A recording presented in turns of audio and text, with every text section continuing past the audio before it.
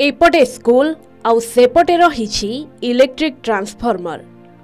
कुनी कुनी छात्र छात्री माने स्कूल भीतर को जीवाकु हेले एई ट्रांसफॉर्मर निकट दे जाउछंती। हाँ आज्ञा, एमिति प्रतिदिन स्कूल पिला माने एही रास्ता दे जा आस करूछंती। मुंड उपरे विद्युत तार भी जाइछि। विपज्जनक भावे केमिति ए छात्र छात्री माने जाउछंती ताहा आपण माने निजे अनुमान करि पारुथिबे।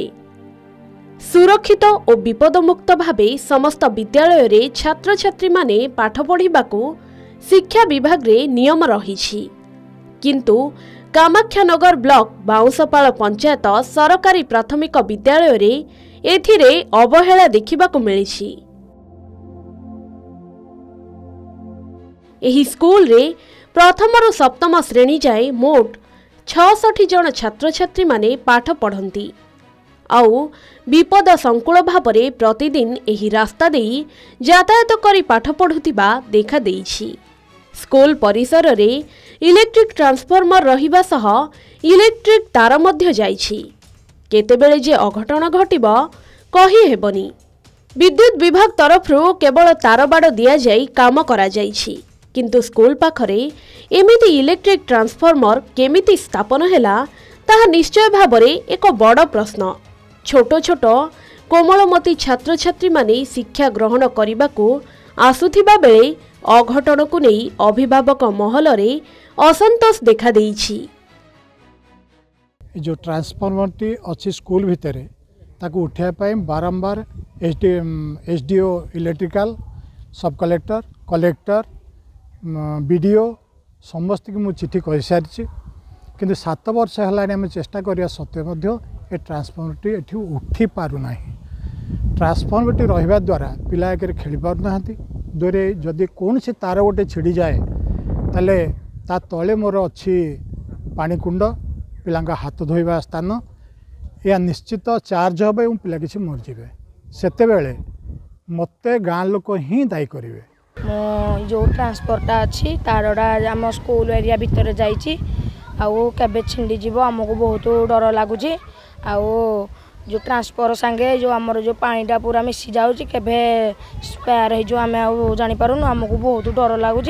जोटा को कि बहुत दिन है बहुत वर्ष है आम चेष्टा करपर्यंत से ट्रांसफॉर्मरटा डाइवर्टेड हो पारुनी। व्हेराज गाँ वाला समस्त कोऑपरेशन रही जेहेतु गाँ पिला माने स्कूल भितर पाठ पढ़ुंट।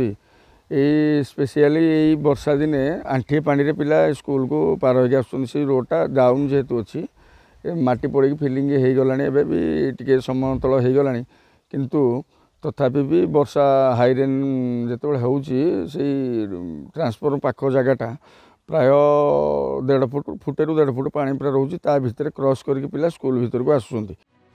अन्यपटे छात्र छात्री माने पड़िया रे खेलिबाकू मध्य भय करूछंती।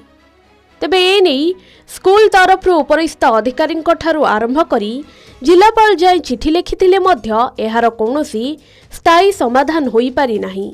स्थानीय सरपंच मध्य एहाकु नै विधायकों को जणाइबा परे खूब शीघ्र ट्रांसफॉर्मर को अन्यत्र स्थानांतर कराजिबा नै कहिसंती।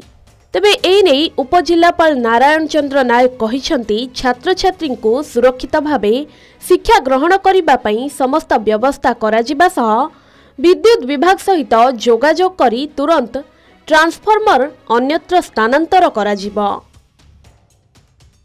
नहीं एटा तो मु आपण मान पाखरु जानिया पाउची रहिबा कथा नुहे सेमती कहीं छोट छोट पिला माने सेठी पाठ पढ़ुचंती जोटा कि विपदर सम्मुखीन हो पारंती एमती कहीहब ना।